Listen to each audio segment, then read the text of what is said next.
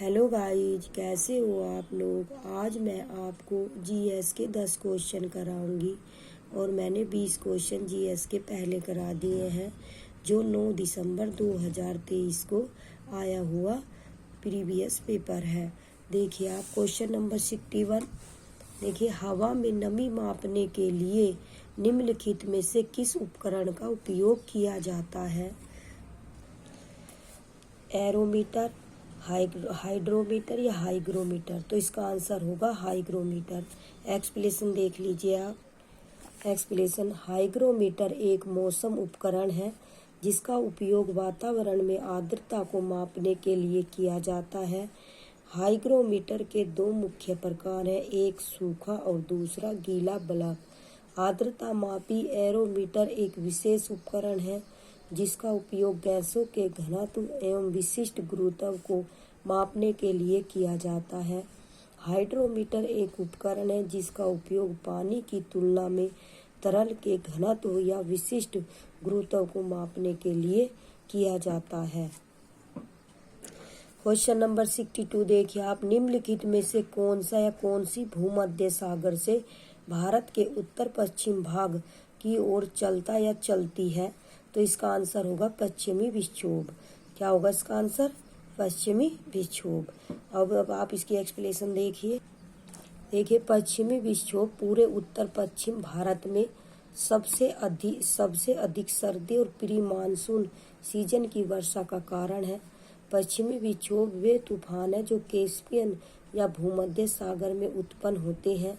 वे कम दबाव वाली प्रणालियां हैं जो पश्चिमी हवाओं में अंतर्निहित है और पश्चिम से पूर्व की ओर बहती है।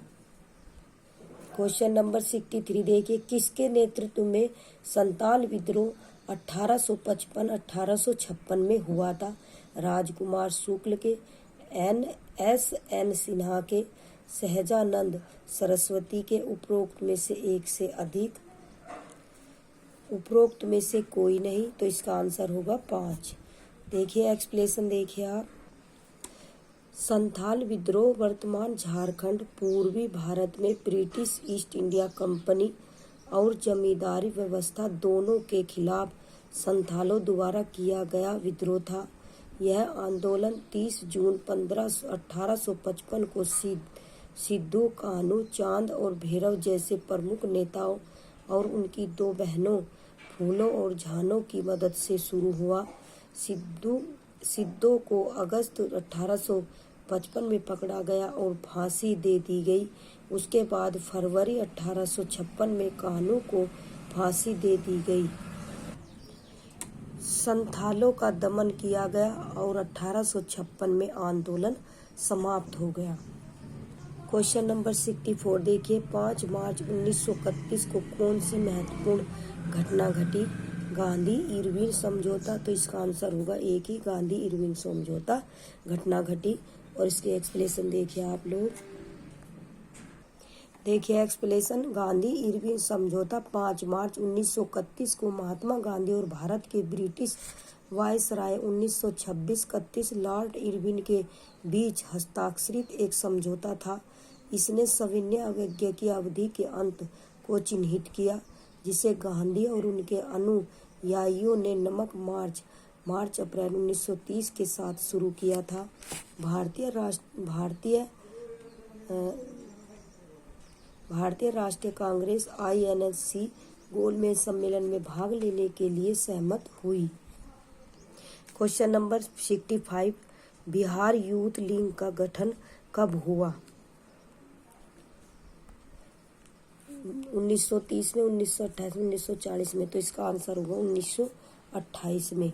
बिहार यूथ लीग का गठन 1928 में हुआ। एक्सप्लेनेशन देखिए आप लोग।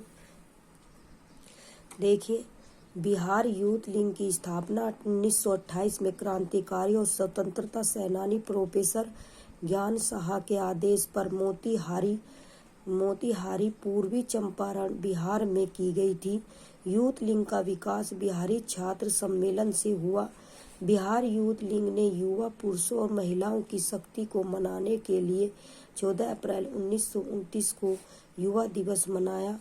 बिहार यूथ लीग उन कई संगठनों में से एक था जिन्होंने देश के युवा लोगों को आज़ादी की लड़ाई के लिए एकजुट किया। क्वेश्चन नंबर 66 देखिए आप। 6 अप्रैल 1930 को चंपारण में नमक सत्याग्रह का नेतृत्व किसने किया? बिपिन बिहारी वर्मा ने, लक्ष्मी नारायण झा ने, रामलाल प्रसाद ने, उपरोक्त में से एक से अधिक, उपरोक्त में से कोई नहीं। तो इसका आंसर होगा लक्ष्मी नारायण झा ने।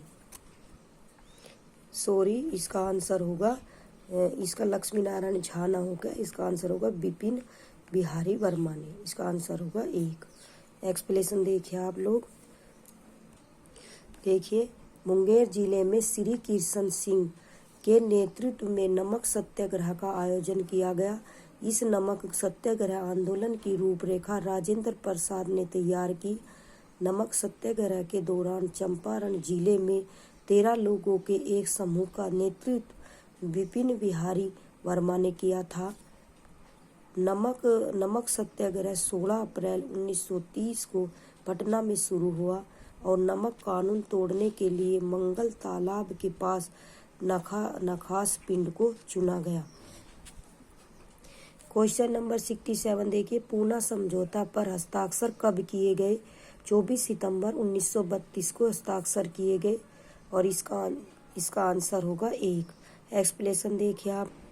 देखिए, बाबा साहब भीमराव अंबेडकर 24 सितंबर 1932 को शाम 5 बजे पुणे की यरवदा जेल पहुंचे। यहाँ महात्मा गांधी, तो देखिए बाबा साहब भीमराव अंबेडकर ने 24 सितंबर 1932 को शाम 5 बजे पुणे की यरवदा जेल पहुंचे।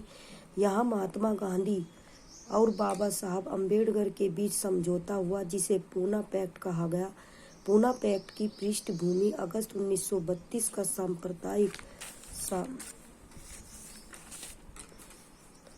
सांप्रदायिक निर्णय था, जिसने अन्य बातों के अलावा दलित वर्गों के लिए केंद्रीय विधायिका में 71 सीट आरक्षित की।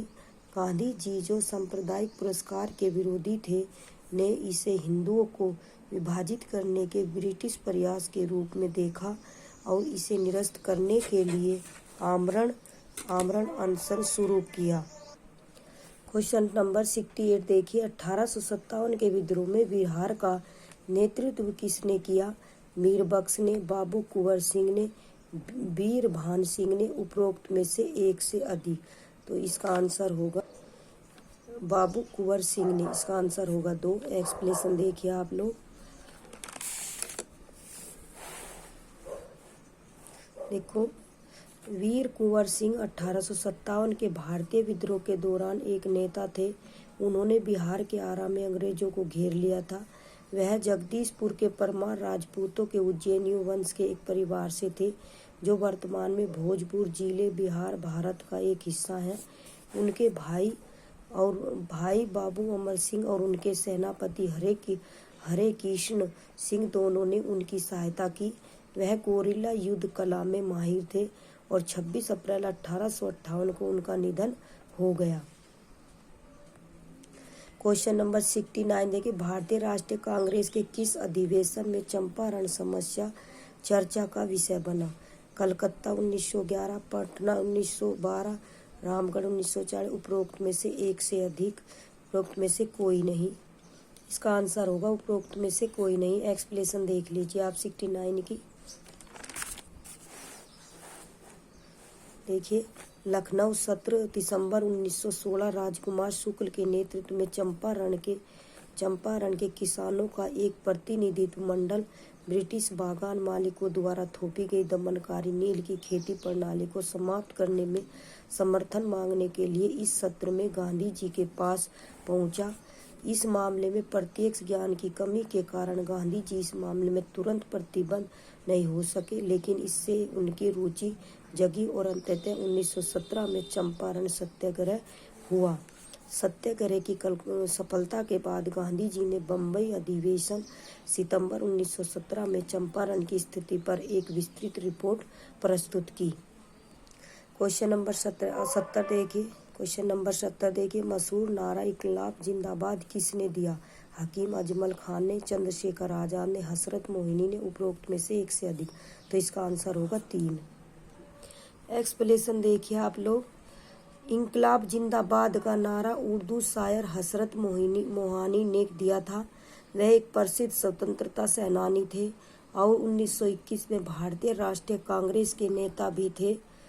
इसे हिंदुस्तान सोशलिस्ट रिपब्लिकेशन एसोसिएशन का अधिकाधिक नारा घोषित किया गया। अखिल भारतीय आज़ाद मुस्लिम कॉन्फ्रेंस का भी यह अधिकाधिक नारा था। अप्रैल 1929 में उनका नारा भगत सिंह और उनके साथी बी के दत्त ने लोकप्रिय बनाया था। दिल्ली में सेंट्रल लेजिस्लेटिव असेंबली में बम विस्फोट करने के बाद उन्होंने इंकलाब जिंदाबाद के नारे लगाए।